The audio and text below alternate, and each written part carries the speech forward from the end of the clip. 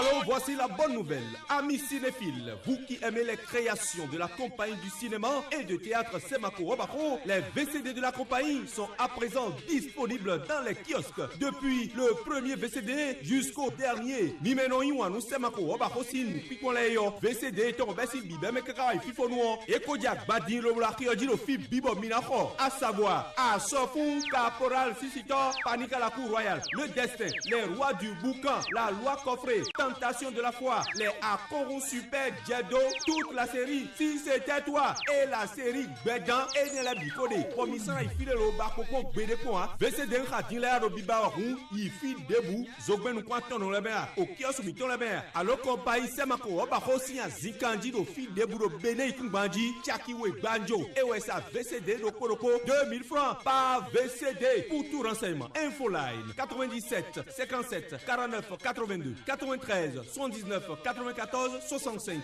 Semako Obako du premier VCD jusqu'au dernier. Et ça n'a rien au bébé fique-moi.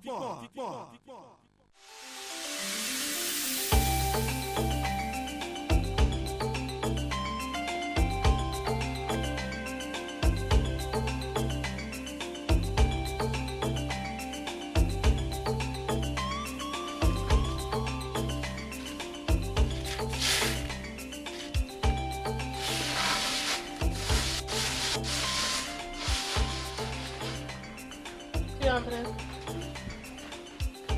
Oh, bien fait ça.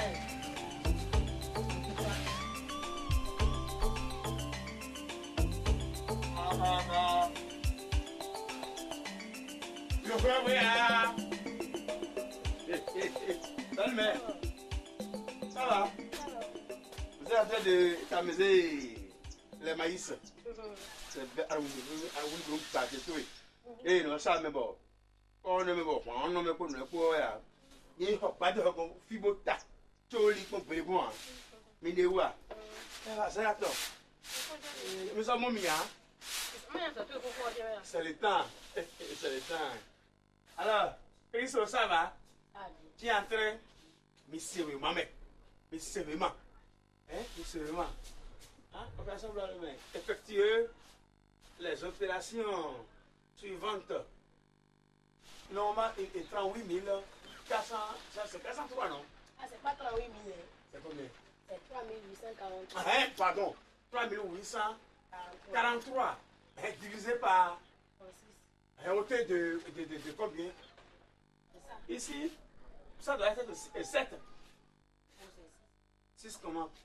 Comment tu as trouvé ça? Je vais faire ça, je vais voir. Ah oui, ça divisé par 36. Ah, pas 36. Normalement, c'est 7 qui va rester ici. Ça, c'est faux, c'est 5. Attendez, je vais vous expliquer. Comment tu sais, à ton propre, de quoi je vais te dire. Moi, j'ai fait école Columbia. J'ai fait école Nimassou, hein. Tu ne peux pas dire ça, hein. J'ai fait école peut-être très longtemps. C'est pas calculer une minute, vous allez faire là. Mais il n'y a pas calculé d'ailleurs. Calcule 7 chiffres, 8 chiffres. Mais nous avons 10 chiffres. Ça, c'est petit à faire ça. Tu as mal fait la chose. C'est faux. Comment faut? Bateau nous le dit. Comment faut? Alors nous bloquons avec le nom à ce bloc. Maman, nous voulons un autre février là où mais. Le marché. Ah. Tonton. Ça va? Ça va bien, désolé. Ça va bien. C'est toi qui me saluais? Oui, c'est moi. Andrew, je crois que vous êtes là. Effectivement. Je ferai tout possible pour que vous attendiez. Tu es là. Oui. Ça va? Vraiment, la pluie là, il y a 9 Georgia, fini sous la main. Ah, Dija, sérieusement. Dija, sérieusement, le plus bon. Comment allez-vous? Ça va mieux, et chez toi? Ça va. On ne te voit plus maintenant, tu es là. C'est le temps, tonton, c'est le temps. Viens au port, viens ceci, viens au port, c'est ça qui fait tout ça. Ça va? Ah non, c'est bien ça. Petit homme, non. Il est en train de poser les opérations fausses. Rien que des fois, c'est pas bon. C'est pas bon. Ah, moi, il y a des nuits, il m'a dit, quoi ça veut dire?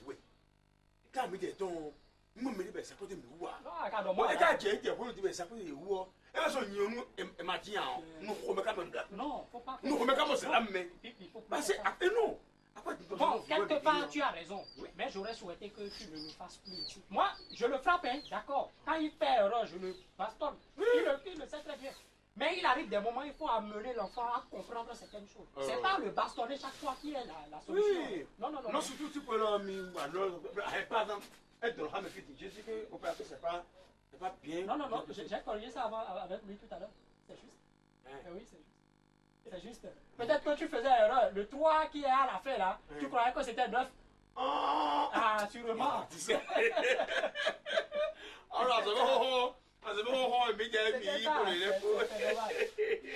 Ah, bah, excusez-moi, Christo. C'est bon, mais c'est pas comme ça. Il faut vous bosser vous. Non, oui, man. Il dit, monsieur, même il est menacé. À tout qui oublie, oui, c'est toi qui vas manger ça. Quand tu seras ministre, quand tu seras président là, c'est toi qui vas bénéficier ça. Nous, on est déjà. On est déjà assez. Donc, il faut avoir courage. Bien, continue comme ça. Asia, c'est bien, continue. Vraiment, bon, si je suis venu pour vous voir là, c'est que la fois dernière, je vous ai dit que le bateau s'approche. Cette fois-ci, bateau, bateau, il va dire, quoi, mettons, il doit arracher. Là, c'est une masse économique. Écoute-moi, écoute-moi. Je suis vraiment fâché contre toi. Tu comprends un peu ce que je veux dire? Ça. Toi-même, tu le sais très bien. À comprendre. Mais quand même, il faut m'honorer. Honore ta parole. Honore ta parole, c'est très important. C'est pas bon. Si je prends. Hé, toi là. Viens, va me chercher le cahier. Oui, bien. Le cahier. Non, je vais te montrer ça, tu vas voir. Le cahier de dette. C'est sûr. Belle, c'est ça? Voilà. Vous avez un problème? Amène le bic aussi. Je vais te montrer ça, tu vas voir. Non. Non, si elle refuse de te vendre maintenant, ce n'est plus sa faute. Tu comprends? C'est son cahier principal. Oui, je sais. Toi, mais il faut voir. Eh oh, j'ai envie de même pour régler janvier. Ah oui, régler janvier, elle régler janvier. Mais règle C'est ça le problème, c'est pas bon. Janvier, ton. Et comme 1500. Mais c'est ça. Maïs, par exemple, à Badéo, tu nous dois 5 000. Riz, tu nous dois 2500. Nia Monton, tu nous dois 3 000. Oui. Et la patate, oui, 3 000. Oui, il y a une édition, mais nous. L'édition. Il y a un quoi de bois. Pas tu veux nous donner. Nous sommes. Gary dit par exemple, regarde. Mais c'est ça, c'est le niveau à million. Moi, c'est quoi?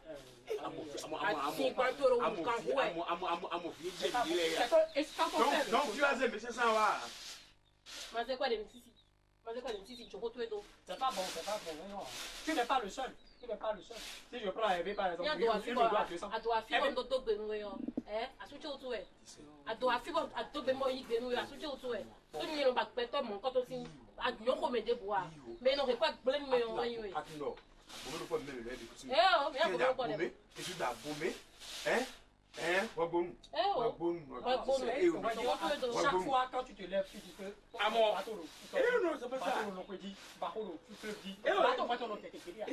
Non, c'est pas ça. Bateau,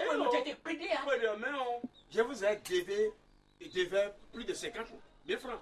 Pourtant, j'ai payé tout ça là. Tu as payé tout ça là. Et ça, on va payer. Bateau, le poids, non. Je suis que je dois avoir au moins 100 000. En tout cas, papa, il m'a dit quoi tu es là? Bateau ma wakpo. Bateau est en bouger. Ce que nous allons faire, écoute ma chérie. Il faut ça bétonner. Et puis, attends, il faut douer, hein? Le Le ventre là, hein, c'est la fétiche. Ça est bétonné. Il faut honorer ta parole. Non. Pour aujourd'hui. Déjà, à quoi était béni, c'est tout. Pour aujourd'hui. Non. Je veux seulement dire merci. Eh oh non, jamais. Et c'est pas moi qui en attends. Attends, d'accord. Et madame, là, attends, Asia. Belle. Alors, si on me. Pas la grâce de. Si on me dit. Alors, rougis, vie. Christo, papa, me donne Christo, l'inami. C'est bien. Il te la voit là pour me gagner. Ah, mais avant, nous avons. C'est oui, maman. Asia, il faut apprendre. Parce que la vie est un combat. Hein? Asia, la vie est un combat. Maman. Attends, Et pas non confiché. Ya! Assieds non! Je te fais un bounet, la carte, le bon. Bon, et nous, mieux fait de battre le délai. Et là, on a grand même. Eh, assez le fait, tu es là, tu es quoi, toi, dis-on? Là, nous, nous, ici. Fitoué, là, mais fitoué, là. C'est ça. Eh, au futur, tu es là, bon, Je pense de ça que bon, merci. Bon, je vous préviens. Et bateau à tout l'eau. Il faut que d'ici 3 jours, tu payes l'argent. Non, bateau là, dis-nous. Eh, on a signé, ben. Papa. Eh, amène Eh, t'es, petit, on va dire. On a signé. Bon, allez, on a. Eh, on a les voir. Non, c'est avec moi ici. On a voir. Fais l'eau de. Et j'en crois que tu m'as fait voir. De grâce, si tu ne respectes pas cette parole-là, dis-toi que c'est la prison. Non, il n'y a pas de problème. Et souci.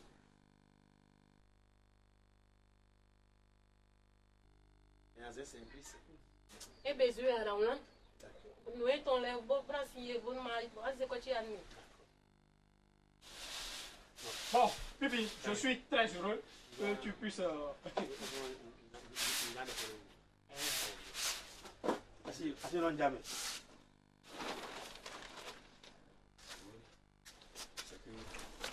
Parce que Badjori dit bon.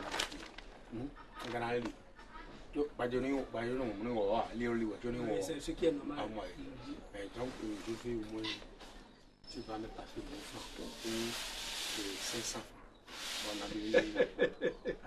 Oh, Pipi Scoro, je t'apprécie beaucoup. Mais fausse promesse à mon bureau, nous permet. C'est ce que tu as. C'est ce que tu as. Nous permet.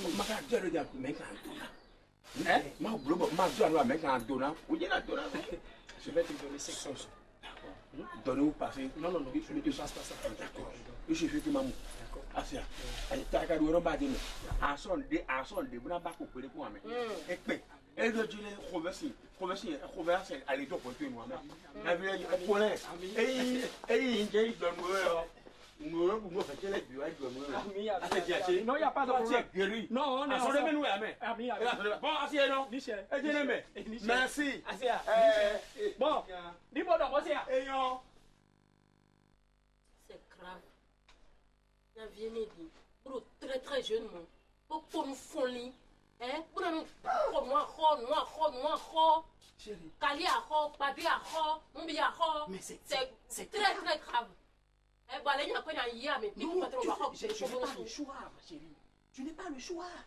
Le gars n'était pas comme ça. Il n'était pas comme ça, Pépi, il n'était pas comme ça. Bon, mais c'est à cause de la pauvreté. Non seulement la pauvreté, mais lui-même c'est un fainéant. Il n'aime pas travailler. Il n'aime pas travailler. Non, il va te remettre ça. Non, chérie, il faut essayer de le comprendre. Il va te remettre ça.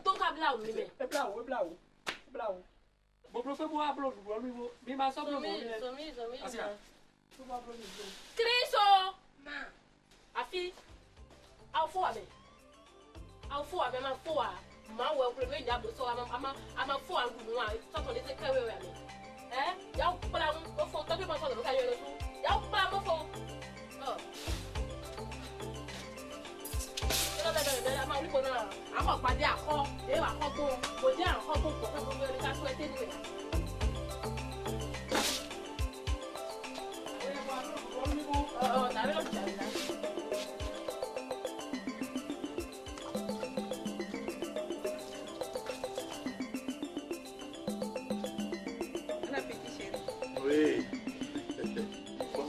Tu mets ça quelque part là-bas. Tu me prépares mon sac. Hein? D'accord. Je dois aller à Porte-Nouveau. D'accord. Là, mon soeur, tu es sans dédit. C'est ça.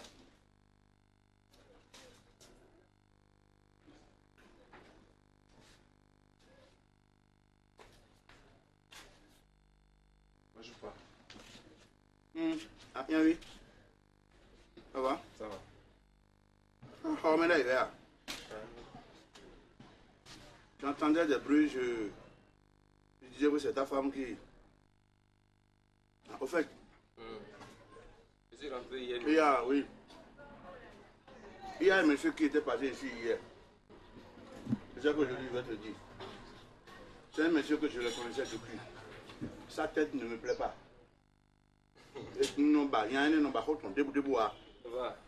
Donc, quand il était passé ici hier, il me saluait dans un mot, parce que des vauriens comme ça, je ne peux pas collaborer avec eux. Donc je sais que je vais te dire. Je sais très bien que tu connais la personne que Je le connais. tu avais pour attendre nous aussi. Je le connais. Et donc, On se connaît il y a longtemps. c'est ça. C'est un Tu peu veux me difficile. voir? Oui. Je suis rentré hier nuit, ma femme m'a donné le montant.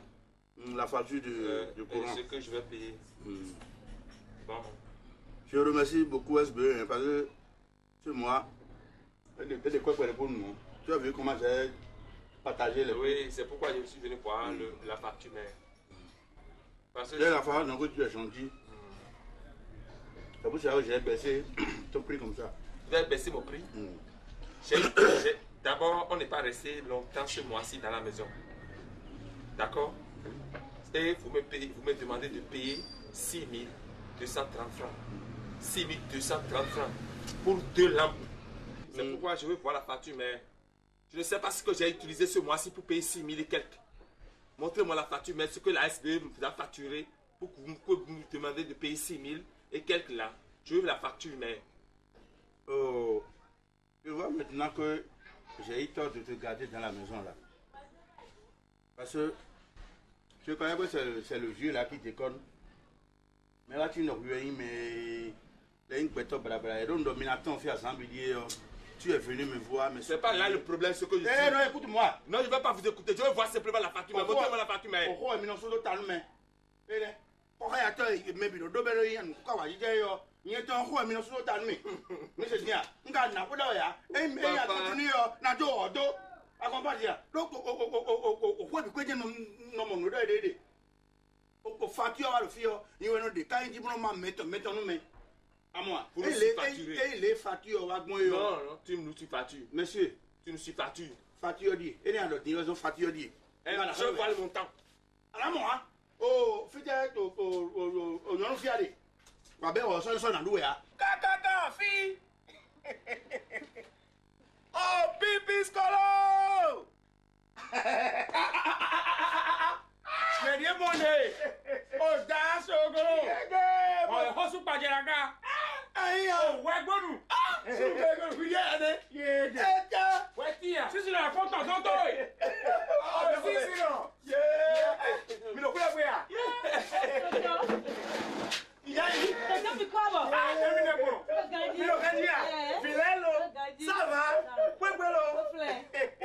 Ça va. Et bien fini. Yane, au fond, nous devons dire. Oh, Velu. Oh, fini. Yege. Aïe. Sur Hodou. Ah, tiens, ouais, comment dire ya? C'est fini, fini, tiens, ouais. Ouais, comment dire? Ah, Dieu, nous l'autre, ouais. Oh, Yahweh. Eh, Yahweh. Sur le pont. Ah, merci. Oh, Yege a fini. Il y a vu là. Il y a 3 jours. C'est merci, nous. Ma me roule. Ça va. Les activités, ça va. J'espère que ça roule. Non, ça va. Bon, attends, c'est quand tu as déjà, c'est quand tu dois le mettre. Mais gars, fini, si. Cyril. Papa. Elle va comprendre pour moi. Oh, yeah. Nous, hein. Et faut, on est là quand on dit. Ah, oh. Et il est toujours vilain. Mais après, il y a les foulis. Mais après, il fly pour les foulis. On est déjà dit. Oh, putain, on va le dire là. Oh, quoi, tu vois ça fait. Bon, ça, Coca-Cola, à mon auto, quoi. Bon, ça, quoi, le numéro. Mon Coca-Cola, mon Coca-Cola. Eh, oh. What's on the heart? We just handle. Oh, Nanja handle. I quite a lot. So, sucree, when you do diabetes, no one can pay for it. Bien, when the tea. Ain't no back away. Have been one that one. Who are calling me? Hey, down to send to a daily bear on me. And then people. Va aller chercher une bouteille, petite bouteille de baignoise là. Hein? À ce moment-là, on va. Bon, j'ai donné des gonfio. Puis là, je peux d'accord, on a qu'on fait. Bien d'accord, on fait. Puis on fait. Bon, j'ai bien qu'on peut le pouvoir mi. Assez à. Oui, là. Madame John Dome. Non, pas le bloc. Ah, sorti pour le noir. Ça va. D'abord, faut d'accord. Ah oui, faut d'accord à son toit. Et ouais, évoluer. Donc, et ben, nous, bon, les. Donc, d'agba, kakaba, son aîné, nous pas d'arrêt. Et toi, et ça, c'est le tout que t'es. Mais là, qu'on a dit, nous, ça, les nous, ça. Mais le team, mais le non, les messieurs, ils vont. Ouais, ça, mais avant tout, et là, c'est pas là, Gondena, nous, qu'on a. Et on va que nous, qui va colocar cabo. Et ça, c'est notre temps. Oui, bois, puis je vais c'est. Et puis, à son demeure, et bois, dis-le, ça, boy. Et ça, il m'a c'est quoi. Et non, on dit, j'ai gagné mon meilleur. Et ça, péton. Et c'est ça, le semaine. Et là, nous sommes mêlés assez. Moi, je veux prendre la facture, mais. Non, we need to you to la. Mais pas monter la facture, mais. We need to room bien contre ça. Ben, on sait quoi. Bien contre ça. Monsieur. Nous débouter à dire, ouais, dis-moi. Non, oui, courant quoi, à 100 soirs. Merci. Non, oui, ça, il y a 100 soirs. Mais tu as une heure de temps. Je te dis que tu as une heure de temps. Tout problème, santé. Maman, santé. N'importe quoi, santé. N'importe quoi, santé. C'est quoi? Quel que soit le. On va sortir. Quel que soit les suppléments que tu vas me faire. Non, je vais. Je vais partir. Je vais sortir là-bas. Non, laissez. C'est quoi? Quand tu viens, sortez. Je sais pas quoi vous sortez. Le locataire aussi a des droits. Il faut respecter quand même. C'est quoi la chose? C'est quoi? Bon, est-ce que tu as dit? N'a pas sommet dans 5 courants quand on couper. Il faut couper. C'est. Bon, zombie, on s'en dit. C'est. Ce que je vais vous dire. Je vais sortir. Mais je vais sortir un jour. Je ne veux pas mourir ici. Attends, c'est pas parti. Rentre au quoi? Mina, presse ou Mina? Attends, Mina, c'est pas une raison. Mina, presse ou Mina? Attends, tu vas partir. Rentre au quoi? Mais, Mina, presse ou Mina? C'est quoi? C'est quoi? Mais c'est quoi? C'est ici, c'est yard de maison. Non, toi c'est trop. Ah, go away. C'est quoi? On te doit quoi?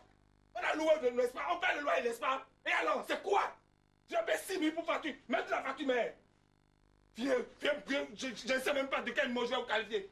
Propriétaire. Vous allez mourir avec ça, vous allez partir avec ça, vous croyez? C'est quoi? Sortez, je vais partir. Mais c'est quoi? Sors la facture, mais. Voleur. Regarde-moi, ce vieux. Après, tu vas voir les femmes d'autrui. Après, c'est surfacturer les gens. C'est quoi?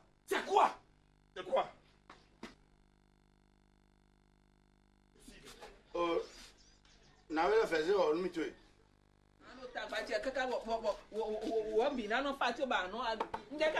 Il va penser que tu as admis. Oui, bah, penser que tu as admis. Et de la ça, il faut même bon servir, bah, penser que tu as admis. Et le, qu'est-ce que tu veux, et le pas mis ton mère. Attends. Qu'est-ce que tu fais? Je suis. Attends. Ça, c'est bien ça. Si. C'est ce que je t'ai commandé, ça? Il a raison. Quel bien? Est-ce que je t'ai commandé des grands billets? Donc, les gens se disent pas. Bon, d'abord, quel est pas vous de gaz au gouvernement? Alors, pas pourquoi pas? Ça va, non, ça va. Non, n'y est là. Comme les mon méwéfio. I'm a méwéfio. What a job. I'm a méwéfio.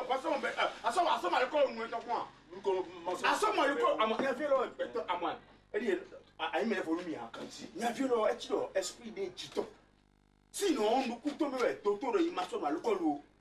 Plus de 6 mois, il y a ça dans l'école. Bon, garde, oui, alors tu as raison. Tu m'as mis ma barre pour la son. À son premier dieu, à son premier dieu, tout le monde se bon. J'y m'appelle. On nous l'a.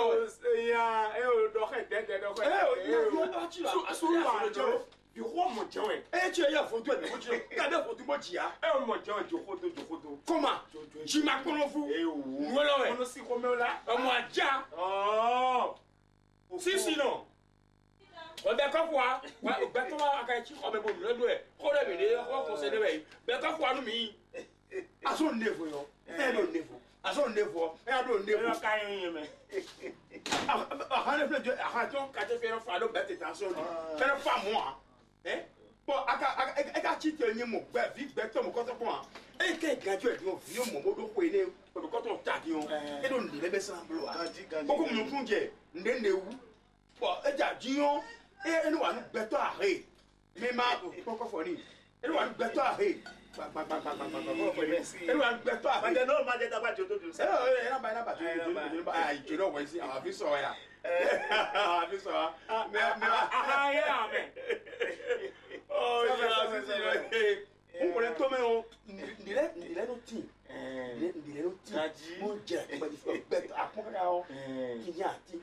Il y a venu moi les faits dire Roton à son oui. Maman, ah oui, ah oui, à son là. Roton, laissez Roton à son oui, dis ça quoi d'autre. À moi.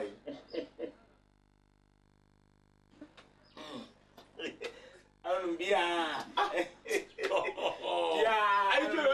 tu le thème. Ganji.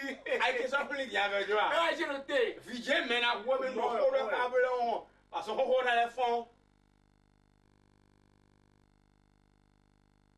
Il y a Fatou éteint. Pisco. Yeah.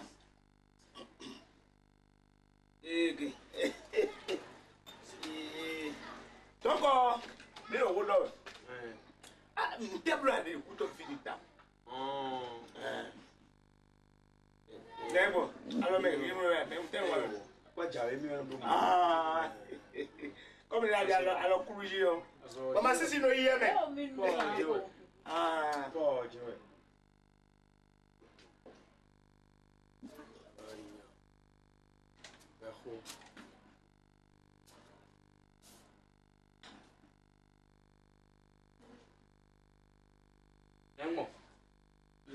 Adieu bien, adieu bien. et on nous te demande. Adieu bien. Sors la soirée aujourd'hui. Sors la soirée aujourd'hui. Impoli. Tu es là. Tu vas quoi vous? Tout est bien, mais. Eh oh, ma tu es tobo. Afin, John, ni Dieu bien. Comment? Impoli. Eh oh, ah tu es tobo. Ah. Imbécile. Ah tu es tobo, tu es voyé ndé, ah tu es tobo asia. Tu es insana noté ah. Mama sisi yé na yi. O non kamo. Cheji de nous. Ah, on doit t'abattre. Aïe oh. Naï. Mais c'était à. Oh, maman sisi. Non, Non, jama ko na mo, ko de na se. c'est le colocon. Pourquoi tu mets des leaders là? No ko ni. Maman sisi. Oh, il est là pour les blancs, il y a Mama sisi lo. un peu ici. Oh, maman. Eh, quand eh we ma sewe. Il va donner. Il faut que ici, c'est Dieu. Il va donner. Comment we ma? Il va donner. Eh, toi donc collège au faux université. Il doit ramener. Asia. Comment we ma? Les décollés. Nkammo de dia. Quartier où il y a deux Ko kan te comme la le ko ni le kan la no. Le kan la. Faut dernier de wa. E pe wo mo. E o le kan la o su. Non, mais là, dit. Donc ano yo no. Non, non, mais là. Cho sa o titu mo. On tient pour vous tasser. Ede, si c'est ça là. Asi abote ko ballon là. Toi, merci. Toi, merci. Mais on a comme on te merci, ouais. Asia, Tato di me. t'as de matière, on vient. E lo ta pe o pino. T'as ce qu'on est là. Mon frère. La bien Asia. On s'en a eu, hein. Asia mi. Asia, donc, merci.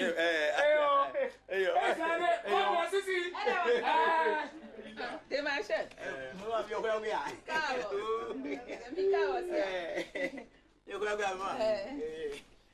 Ça va. Papa, ça va. Non, regardez moi. Nous gardons. Les ladies, ça va. Papa, Et il va. ça va. Ah, mais j'ai compris. Papa, oh, oh, faut que regarder ça, ya. Nous t'étons, autant va caroumier. Nous, ma savoni, gaga, et fini, ça t'en dit, fini, t'as me découvert bien. T'as quoi, tu tiens un bio, que j'ai besoin de ma fille, mon mia. Tout le monde, maman, a tout un médaille. Je donne, mais. Je vais faire. Je mange pour aider ma maman de fois. Moi, il va c'est qui va il va jeter à midi. Il va nous demander pour les midi souvent donner pour nous mettre pour les nous on a meilleur mais soit timeni il doit souvent ton collier et tu il va y quoi dans le donc de vous mieux soit ken mettre le timeni. Madame, tu as vu la chambre qui est derrière toi ici là, la chambre qui est fermée là. C'est la chambre là ça. Maintenant, Le monsieur qui est dedans, c'est un bandit. Il dit que sa mère est décédée. Il est parti au village faire l'enterrement. À son arrivée, je n'étais pas à la maison quand il était arrivé. Et le lendemain, il a encore reparti que c'est comme ça qu'il a perdu sa belle-mère. Vous êtes à Viosoy. On a fait rendre pour fibre. Délégué quoi de me fibre. Nous avons fait rendre mais les gouvernements a dit pour nous. Ils n'ont pas compris. On tourne mais ouais. À comprendre bien. Donc il est parti. Maintenant, il y a à peine 4 jours. Mais délai ton avant la sans tomber. À comprendre. Donc ne t'inquiète pas. Et le final, il m'a dit tu auras ta chambre. Quel que soit le fait.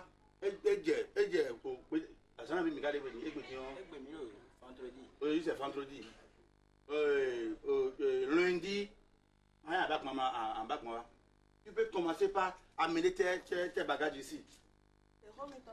Papa. Avant de voir Dion, quoi tu es béouin tombeau à de voir Dion, quoi tu es dîner jeté chobona chite bonadi domi sunabidie bon mi avance la si papa. De voir Dion, pourquoi tu es pour dîner chite?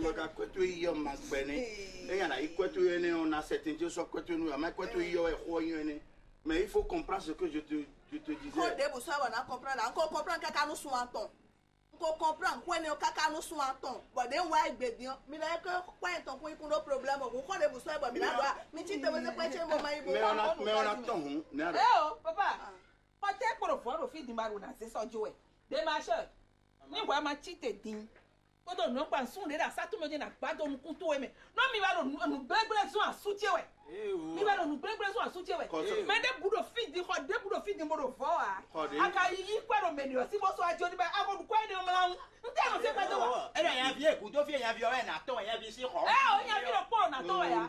Ya vie lo po ke le lo na to ya. Ni we ko to fi bo tun ho je vo fi. E ko ti je bo ame. Ni lo po na yin ko ti je bo a. Ni vie le courant si je la xami hoton fo si. Hoton bo a. Le ton. Hoton fo e. Oh. Oh madame. Papa mi ma se wa si mi no lo je. Njawe. E lo ko de bu ku so. Ko lo fo e ko lo fo. Pati lo fo no. Tiens ko me ko de yo. Wi do ko de ko me. Wi do ko ka si sa ko da ko dai dai ye ya. Lo ko bi se ne tu le na no mo ba ko pra ya. Nga no do te ko be mi so ko mi camera so ko ya. Mi no di do ye yan te fe se ko ha mi. Ko me wi do ko ge de ni. Le ko ko da gba do ba to me ni. Ko no ko na kan de wo se ka ya no pe. Nga to yi ko to yi ko to so khale we yo. Na mo na jojo. Unko na ban na flo ho do we. Na so party do po. Madame. O lundi yo. Ba pato wa. Am ho. Quoi tu es na mo ni. Mais c'est quoi la si mi ton de yo. Quoi tu es na mo di chobo na certain. Asuche mo fa mi lo filevo. Bona e o fije na je parce que fie lo ya ra so men mi utu. Na yin wi ya bo yin na bro kwa gbe. O so ko de bu. Mais c'est quoi tu es mi bo. So ta ko na se de ko de bu de bo nja se. Quoi tu es wa di chobo na certain. C'est ça, prends ton argent, prends ton argent. Et il y a des côtés. Mari et femme, même chose. Même chose. Madame, tu prends ton argent. Le démarché aussi est comme ça.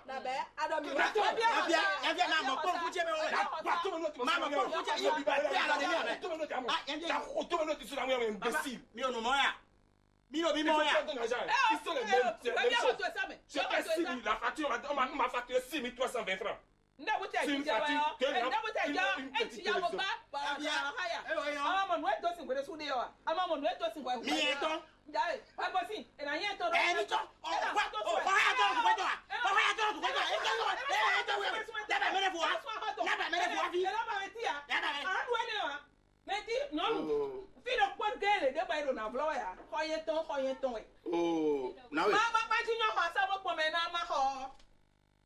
oh, tu m'as on le roi, ton le faut dire, oui.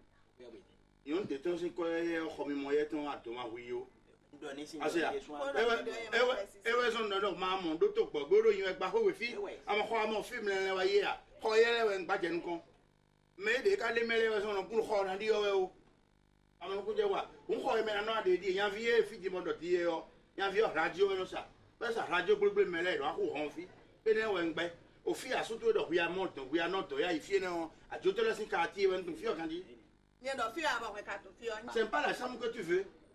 Mais lundi, il faut amener tes bagages ici. Lundi. Lundi. Aïe. Na wa lundi bo na ba se ko de voix me. Aja ho ma. Wa lundi no mama kwet mama ho anka na mo kwet wele me na mo do ko. Amo ho. Mama nde bo na joro kwet be fi. Ndo lundi hu wi ba pa. Nde bo na joro kwet be fi na le de bu ka papa da di ba ko ma da di ko ka me ko papa ko se afa na blog mo de bo lundi o. Na ma ho alo na mo kwet. Lundi obia. Esu lundi no wa fi no mama ho anka na mo kwet wele me na mo do ko. Mama na zeze je nde bo na do ku ya no ko no mi. Ene fe no suru je pe. Papa lundi. Papa lundi mi ma na yin nkonu kuma enu emi o ndevo na jo fi lundi nu wa bo mama kwachi alo mama ho wele me mama ku a ndevo na jo nko do chefo e lundi E ka papa jo mo papa.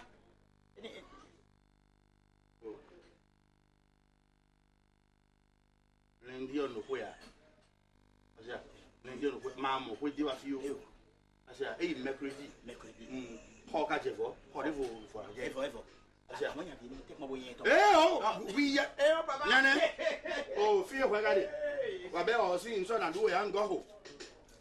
Ti wa je lo yo ngo ho lo. Na go ho tia. Hunu jonje nu de blow ya de yo. Mai nu jonje nu de blow we de yo. Ayi kwelo do na yi kwelo de ayi kwa mele ka ko ton wa.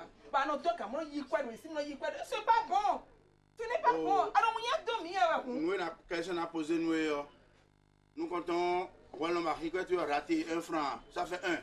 Ah oui, ya ko ya bi. Ça fait 1. Si vous y retraite beaucoup de dire retraite quoi na binga yi. Oui, donc quoi na binga no yi. Bon yema do jaja ene le ho ya na ma fo blan do a. Nja we no kan di ya be no bo so mi ho me. A o de kon. Fe so mi ho me. A o de kon. Mo nu we lo we. Na lo tutu do ko ba la mo. Well, nja we nu we. La mo. On peut te quand je vire là. Tayina. Le honne. Fila ba lesi. Afia ka fi sa fi. Ça va fi. Fila ba lesi. Akwa na we fi kon ko. Che ko ko ya ve lo ho bi. Kon ko a che ko. Suwan ina. Ase kon ko do ko suwan ina. Ça suwan yo ni. Ça suwan. Tum. Pati. Tum mi. Pari que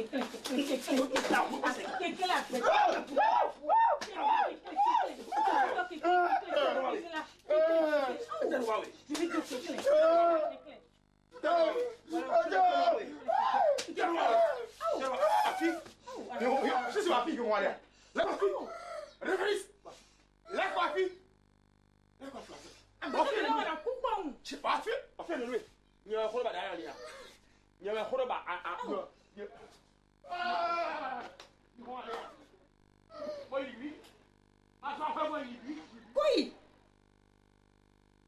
Bien prévu. Mon vieux est bien d'arro. Et tu le fais des bons.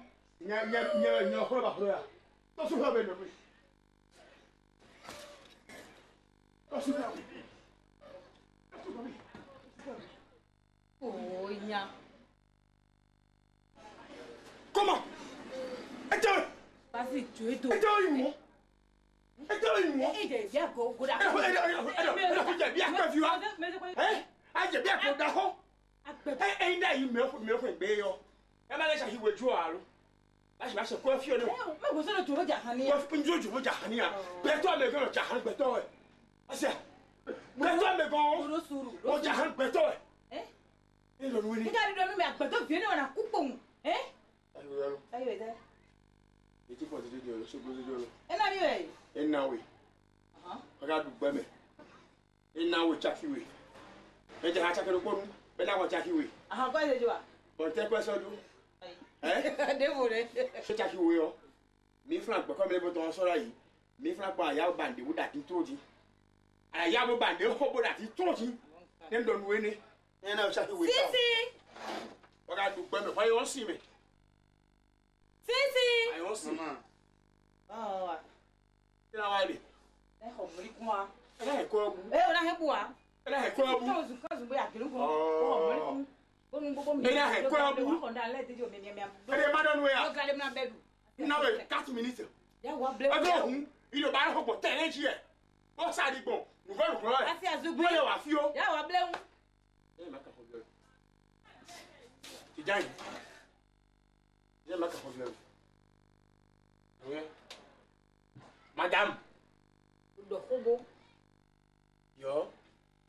dit Toto que allô, combien de nous et j'ai à Jimmy.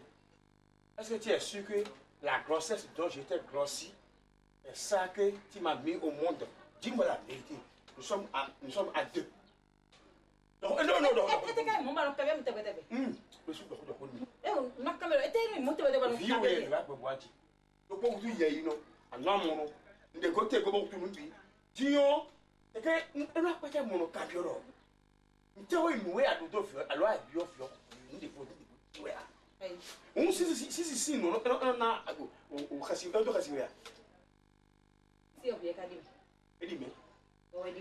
suis tu es sûr que si me ressemble? Donc moi je suis Yaïno comme lui. Donc si je me ressemble, donc ça veut dire que je suis Yaïno comme lui. Oui, donc il y a des quartiers de Cassinoya. Mais les lettres sont et vous gamons. Oh, voilà, orina. On est là, moi c'est une gueule. Orina.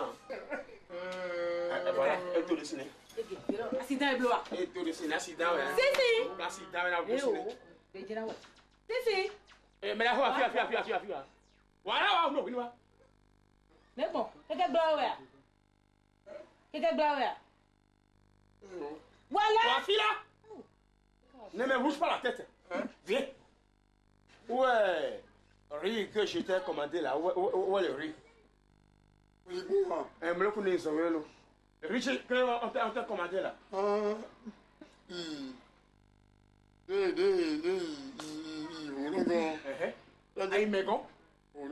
Olongo, ça veut dire quoi? Je dis Olongo, ça veut dire quoi? Voilà. Olongo, ça doit. T'as dit ton bon, ça doit. Olongo, faut pas nous seguir, faut pas nous même bien. Et la séance de content. Bon, tu quoi là? Je ne peux pas dire que c'est ça, mais tout ça, on peut faire un peu de quoi. La veille, c'est fait. Il y avait le dion. Ça, je serais obligé de. Viens, fille. J'étais obligé de te tuer. Ah ouais. Ma fille!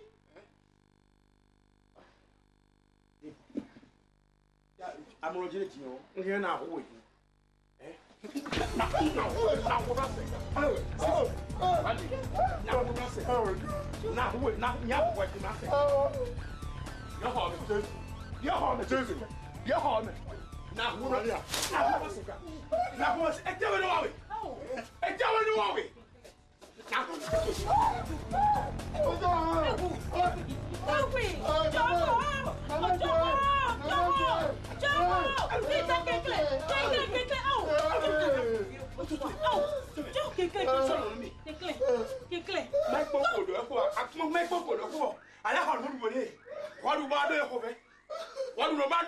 C'est ça, non?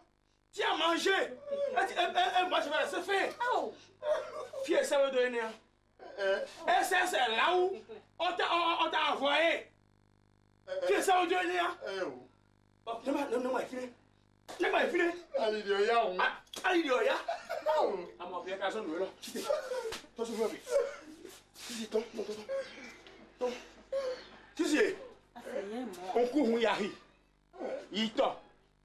On va aussi filmer. Et quoi, on couche mais on. On va coucher mais on route à Boulou. Il est sur la ligne qui veut gagner. Toi, tu veux bien. Ah, mon apport là. Sors. Les clients font bon. Sors, non, il faut le faire. Papa, avant, comment on a changé? Il y a un caca. Mais tu es déjà kawé. Il a sort. À ça, comment vous pouvez connaître? Elle vient de. C'est clair.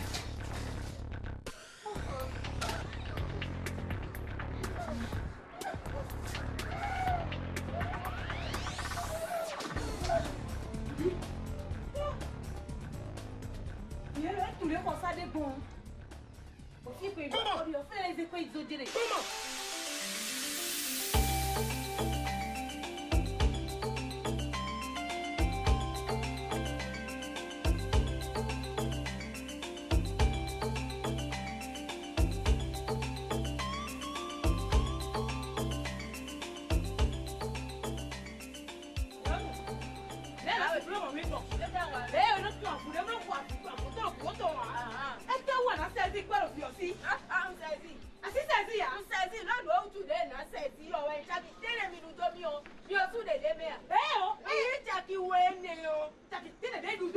wedding yo. Taki teni ni yo egbe fi oto wa. E je o jo ko mi na sa ni. O de bi wa to. E o na se ti pe ya. Ko to mi kan ti se ma lo mi. O ha wa do da me nu mi. Ndo ga ti da. Bi wa fi do ko igbe nja. Pa de te. Pa de fi o se wa ba se ti o. Se la jo sa na se ko jo ni o yen si a. Se ko ni e bele ma di do e. Igbe aja mi do ko igbe nja. Pa su to e ko akọ mi do mi na su wa. Aho e te. Aho gbe fi. Yo la do tra la mo la ti le mi ku se mi do yen go jo bo e mi wa. Mi du akọ. No mi du akọ mi na no ko nu fi mi du akọ de o. Yo mo kwa de ya. Bi mo kwa te mi na suwe. Ibi na ho ba me se kwa te o kwa na un. Se kwa la do po. Mo ma yi kwa de na se te ya. Dola do po. Dem wan wan we. Do bo na se te o. Dola do po. Ha le ka do do je du e. Awa do. Ko wa na. Me du da do me. Se kwa ni e ma yi. Ko wa do da do me du e. Do te mo do te. Do kwa to e si yo wa. Wa so me no fitina we di. Wa so do to to na. Ka ka bra gwi. Ata ku ya bra se to anu we. Me to di da anu we. Mo ga yi kwa. Mo ma yi kwa di na se te ya. Mo me la ti. Ma mo kwa mo ko ba te. Mo ma yi kwa. Mo me la ti. Kwa ni na no fi ma mo. Mo na se ti do fi le. E ma ti we. No, no. Se kwa ni mi no. No, se kwa ni no, se kwa ni mi dia. Ama se kwa mi dia. Na mo mi dey. Aha na get do it. Aha na get do it. No se ya. Aha na wa. Aha wa wa. Se kwa ni ma di do. Se kwa ma se di do. Se kwa ni mi. O ka si ma mo kuro. Aha na ko titi do du we o. Ko be.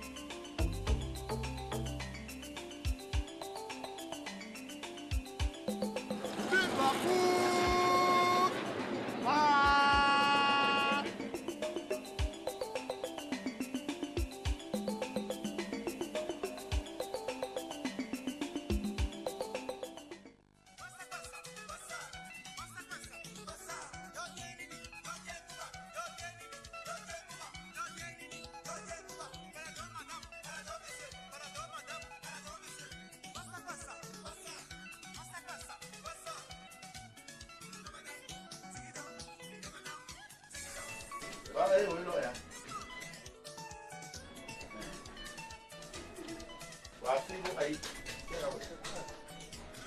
Esse aí a solo foi a. Uma tudo do ar, ele foi.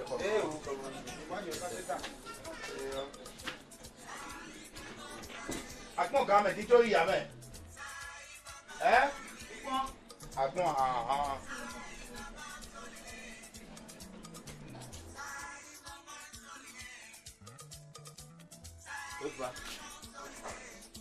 ça va.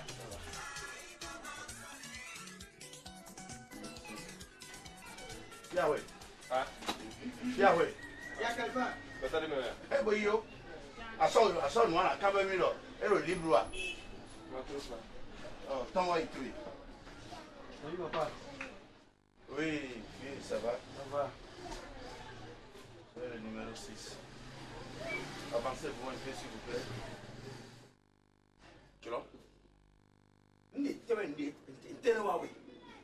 Est-ce que tu es vraiment intelligent? Tu es vraiment intelligent? Pour tout ce que tu es en train de faire, des autres que tu es en train de soumettre. Papa. Sisi tolo. Sisi to achoto. Papa sisi tolo. Sisi to achoto akasu ko achoto. Egbe si ko bi ndo po lo. Egbe ginde nwa bi wa me. Ndo ko de be so si igbe mi han. Bonsoir. Toto elo. Toto elo. Va dire. Poi fite.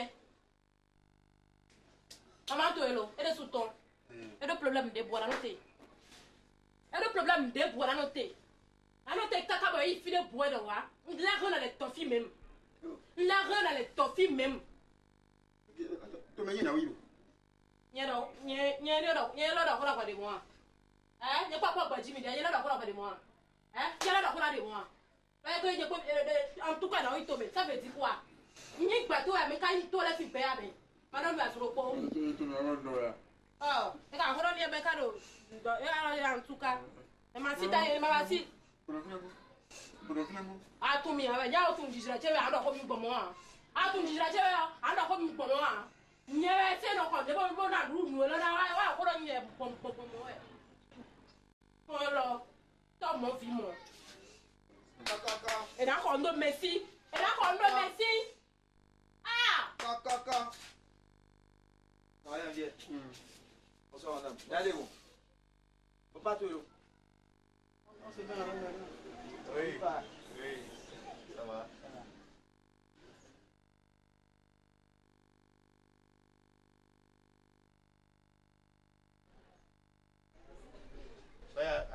D'ailleurs, si ça va dans le noyau. Deux semaines godi. Agba to menu de ata to je finire suwero. Fine bo mo ba kun fi boya ata to je. Papa village ngo si din agbomeyi. Deux semaines am lo di chowa. Deyi si asa 2 semaines yo de pour la cité. To wa ya ta do di boa. Ah, numéro 11 o ku so be asiti ya. Deyi yo we mo wa mi bo di do agbomesi. Parce que c'est le numéro 11 do mi si bo wa. Mo wa ipra bra mo wa inu ko. Waje me on va combien à aller? Bon, quel est le côté? Je vais te connaître. Je suis là avant lui, non? Je suis là avant lui, ou non? Non, vous ne pas la salle, non? Moi, je suis là avant lui, il vient. S'il est parti, c'est qu'il est parti. Il est parti avec son numéro. Ah bon? Il faut avoir le numéro 11 et revenir en arrière avant de voir le numéro. Il n'a qu'à aller derrière. Et le droit, l'oubli à ta dit. J'ai mal au ventre. Ah, sinon, mal au tamen. Il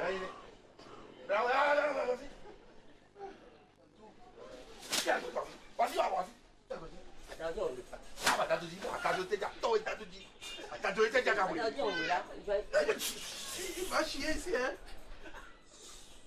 Il va chier! Viens, pardon. Il va laisser ça ici. Qui va ramasser ça? S'il laisse ça ici maintenant, qui va ramasser? Hier soir, je t'ai vu, non? Ah, il y a des choses dans le mais il y a des choses dans le sol, vraiment, il y a des choses. Eh oui, attends, oui. Mais il y a des vacances, il y a des Sylvain Goin. Il m'a beau mido. Il y a des gobelins. Il y a pas de choses. Il y a des choses dans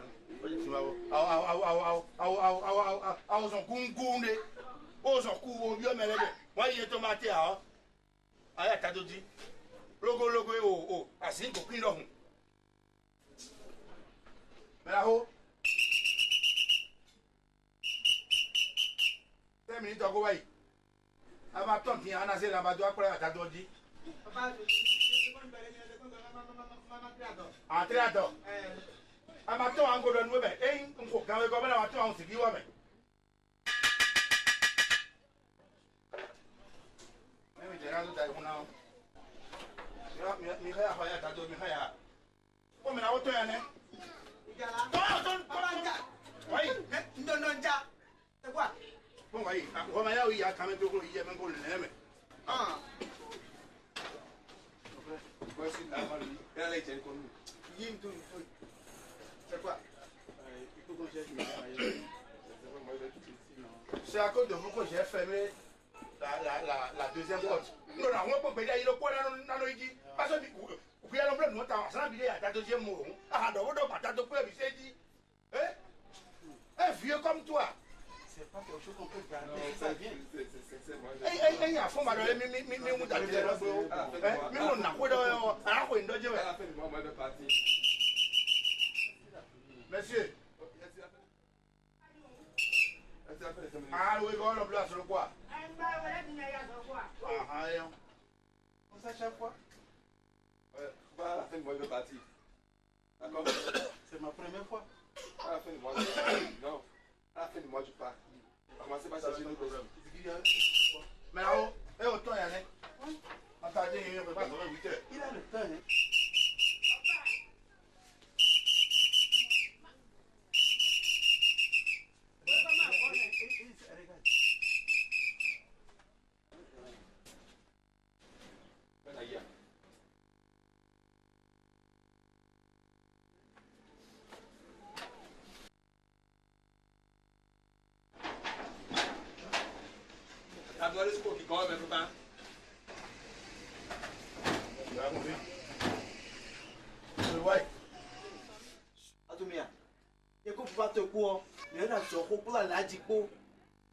C'est 100 000. Ouais, mais déjà, j'ai ça. Alors, je vais dire, dans quelques minutes, on va aller construire. Peut-être pas te baver, avance, on ne peut pas te. Hein? Chou. Et yo mon dia. Et ben yo mon nez, c'est pas juste. Et yo moi hein. Mais là va retomber. En fait, là va retomber. Ah, toi, alors déjà là dit wa. On va faire le baba quoi. Il y a celle de bateau, on peut plus attendre. Nous papa dire wa allo. Peut-être non miel. La 500 000 doté ba ne pas te na wa. Tu papa dire ton elle les blancs pour me melia ba mi on. Ni akimi na jidogo. Nye zide kwene na vyokalia. Mpapa kwa ton wao. Nye ma pem la tidoko. Nye ne do wene na dia. Son tito e do nye ne do wena. Papa kwa ton wa atito ton wa ko la atito ko ko la tie do dia. Atito ko ko la tie do dia. Abi wa tna go nye na do me ku to no e. Abi atu mo an. E ma site do to wene. Ma pem la tidoko. Mo ze. Nwe. Don to tu ko no to tu no to e trala. Don no to ra je ke ni ma no bo ja ko che me o. Pero ni man no bo ja mo di do a ofito me o ni ma ja ni ma ni e ja je me furo ndo ta me ame ku yo ko me o me. Yo ko me ame no ni no ni e kan ya me ni lo ko me ba e do bara ko ame. So an sa le ofi. So an sa la lo fi. A fo ba ku mi ne. Wa so da do mo cho ipa sha mi. A ma do lu a tene. Do no pa to me ka situation pe me han. Yo wande. Yo nde bo wande ba so no ka do no tuwa. Oh, il est. Ouais. Si. Ouais. Mon fils. Tiens, viens jouer. Ada. Alors. Ouais, ben. Et pas tonton, on va te faire des garçons. Mais il y a ça. Malamoni moyo a coup. Comment ils ont?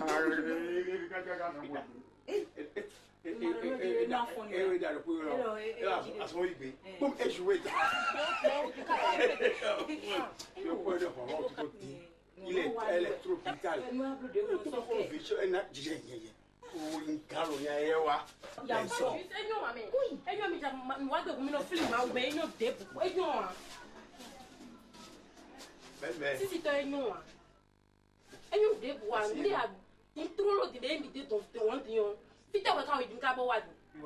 Fide kwa oui, mo ba osanye udi abo wa fide. Enyo. Me kokoro wa nwe ya wa je me kokoro wa mo a. Ka odon we dai. Yeso ani ro minimi. Nko don we dai. E ya nko wa. Nko wa. Njabe. Wa. Oh. Ko sa fi di mo akali yo ko ya si. Mais egbe sa sa ndo da ya yi. Do we wa yi. So gbata no ko tu aso pe mi. Ko tu aso ko so gbata no. Eyin mi ndo we a. Ma wa ko so mo ko wa di yo.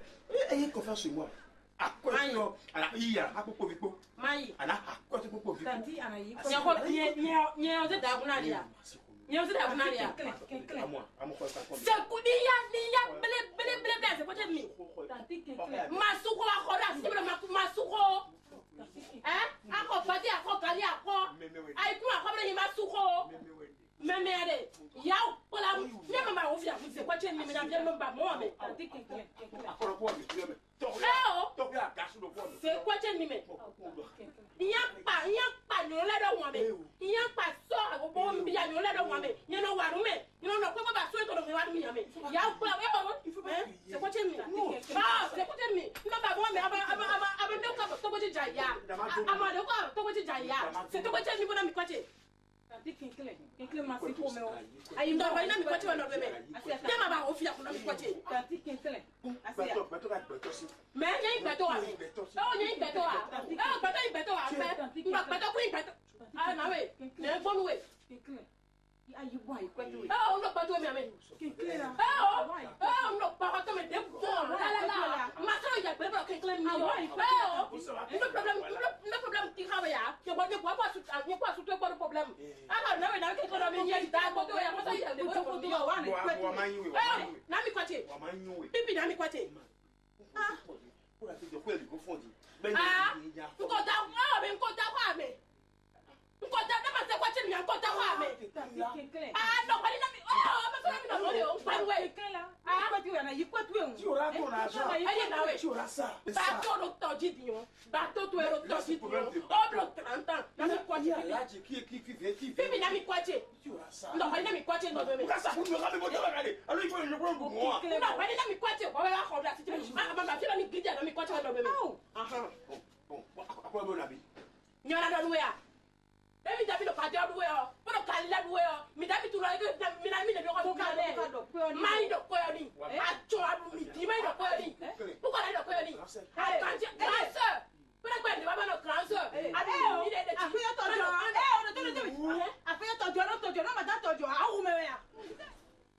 Monsieur, vous pouvez pas sommer. Non, ça, t'as doré à sommer. Quand tu es où?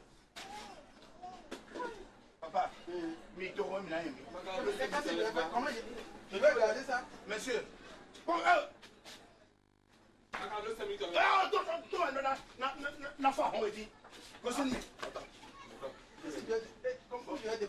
je ne sais pas. Je vous ai souvent dit ici. Nous nous faisons à 6 h du matin. Fille mon blanc, mon dos, 6 h dit. Oh, c'est radio, je vais me mettre dans le fond. Je m'en fous de ça.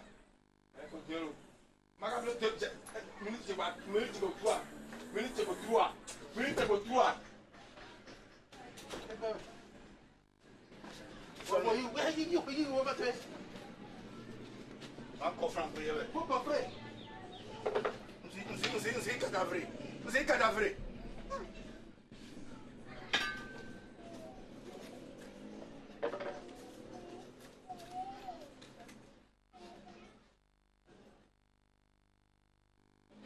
Jemi Habobo, Bodila Kadina, Jemi Habodila, Jemi Habodila Kadina Soy.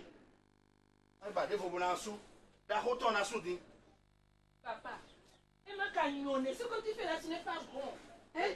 Le papa n'a pas été à la selle. C'est lui qui est venu te voir. Mais il va pas nous aussi. Ah, il est venu te voir. Oh, on est mais bon, on y va ici. Papa, attends. Il est venu te voir. Ah, tu es parti voir ma femme. Et tu es fait sur le ça veut dire que on continue pour non, va on tout. On dirait qu'il ne faut pas penser comme ça. Les gens ne sont pas des esclaves. Comme ça. Tu m'as chassé. Je vais aller. Papa, allez. Papa, allez-y. Allez-y. Merci. Vous pouvez faire des oignons, soutiens bien. Je ne suis pas d'accord. Je ne suis pas d'accord. Oh.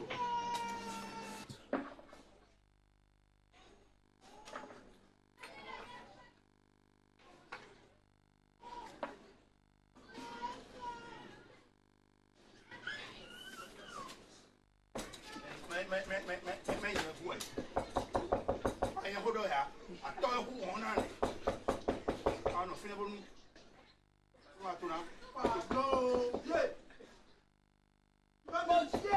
c'est déjà venu.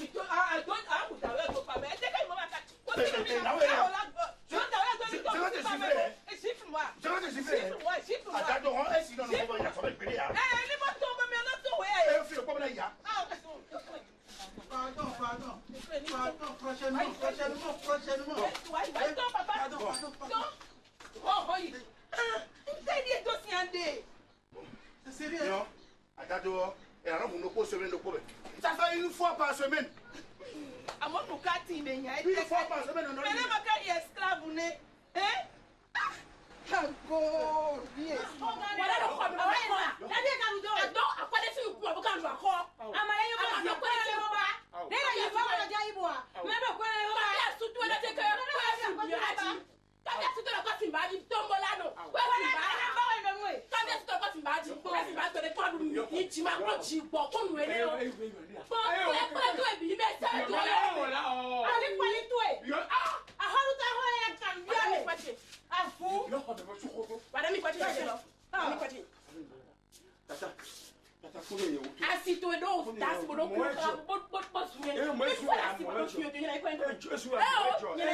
comme ça. Quand on est au tout, quand non,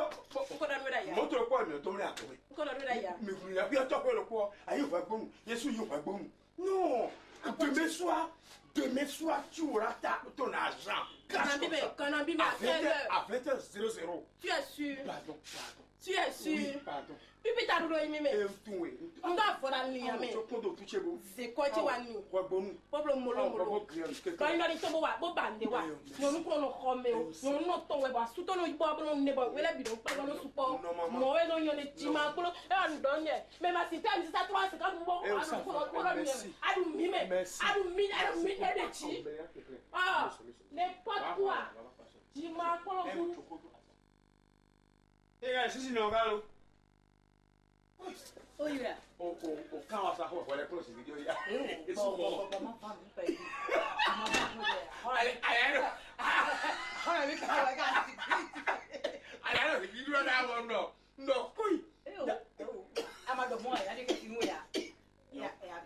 Anda problem fana mundo mele. Anda horto da ho no ya. A horto da. Dio, e a quando do boi da ho. Ma no fa ja. Yo chere a horo bi. Ne na globo. O fe si yori. Sisi. Amuru awon no no le ya. Okay, yelo. Ere yin bo ere yin ni bo we no hande wa. Sisi. Papa. Afi. No quoi? J'ai pas fini. Pas chez nous. Il y a l'autre non sorti. Mais il ne peut pas aller bien. Mais il ne peut pas aller bien. Il dort. Mais moi, mais à moi, il dit, il y a mon médio. Maman, il y a moi, il dit. Mais soit mon dossier, mais on a un médio, mais on s'en fout, je veux qu'on gagne, il y a quand même. Au lieu de après ayo medio how to be wa nko na ho le bo so kewe nko na ho da yi e do bi pra me wa elo nko na ho le bo so kewe e ha jere bi na ho elo je veux te taper téléphone oui nko na ho le nko atun akwa so na ho le yi dondo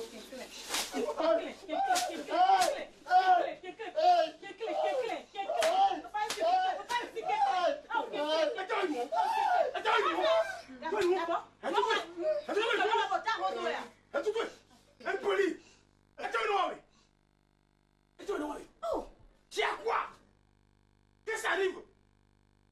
Il y a quoi dedans? Là, il y a quoi dedans? Hein? Il y a quoi dedans? Quel cerveau? Qui parle? Ça, c'est un cerveau maudit. J'y m'appelle. Ah, c'est ton noir. champ. Voilà, ouais. Je vais te bluffer, tu vas voir. Important. Comment? Si c'est quoi ce qu'on va dire, nous avons me grandi. Avec ce information, nous pouvons pas ouais. Comment? Qui t'a fini? Qui t'a écouté, mais c'est fini? Nous c'est fini. Voilà, ouais. À moins de voir, il faut on vous pas encore dire, on vous pas encore ouais. Mais à ça il fait vraiment.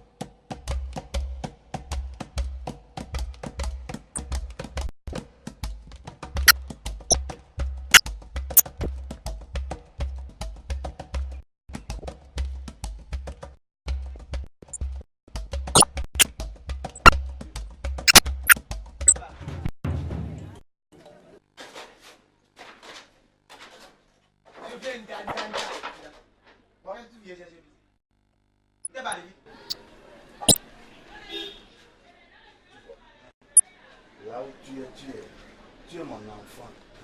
Hein? Regarde ici, je te parle. Oui, oui, oui. Tu es mon enfant. Viens, s'il vous plaît, venez. Venez. Tu sais, un violon film, il est notre enfant. Mais il prenait des poids que lui-même, il est incapable de gérer. Les poids. Accompagne. Non, écoute-moi. Moi, je peux te laisser et tu vas faire ta vie comme ça. Mais il faut savoir qu'un jour, tu vas disparaître comme ça. Non, la coupe là, mais tu es. Comment? La fois passée, mon enfant. Si tu veux chercher une femme, il faut chercher la femme que tu es capable de gérer. C'est pas bon de chercher la femme que tu es incapable de gérer. Pourtant, tu n'as pas respecté ma parole.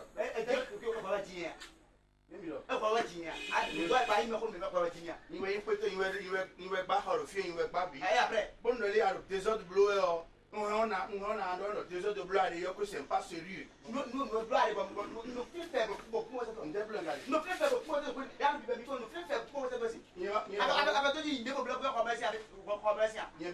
oui. Si. Tu as pris la mort comme ça et je vais te tricher. Propriétaire, j'ai écouté un peu ce que vous venez de dire là. Qu'est-ce que vous regardez là? On a pris un poids pour chercher sa mort. Vous êtes notre propriétaire seulement, c'est ça? On dit que le petit marteau casse. Mais il y a des cailloux que le marteau ne peut jamais casser. Il a cassé, tu comprends? Il a cassé. Il a cassé. Ouais. On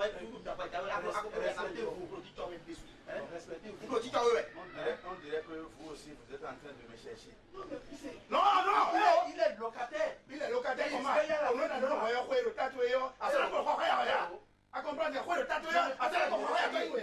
Même s'il a envoyé un titan, c'est chez lui. Il va te dire, écoute-moi, nous sommes Adidande, si tu as pris un poids et le poids a dépassé ton poids là, tu vas voir C'est dans le contrat de tu es à la maison. Tu n'as pas été au boulot aujourd'hui. Ton problème est où? Non, je vais poser une question. Réponds ma question d'abord. Ton problème est où? Moi, je ne veux pas entendre que moi, je vais mon mais Eh bien, pourquoi moi qui paye là, je ne peux pas intervenir? Parce que si je ne le soutiens pas aujourd'hui, c'est son poids. C'est pas possible. Moi, je n'ai jamais vu un propriétaire comme ça. C'est très pénible, c'est très triste. Donc, tu n'as jamais vu. Et on nous demande de fermer la porte de notre bouche. Mais c'est horrible ce que vous faites. Donc, tu n'as jamais vu un propriétaire qui a construit la maison, à mettre ça à louer. C'est ça. C'est votre comportement.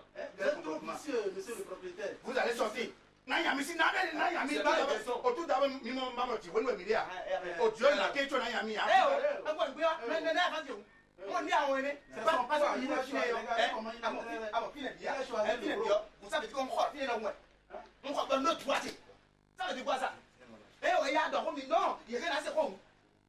Qu'est-ce qui se passe encore? Il n'y a pas de Qu'est-ce qui se passe, papa?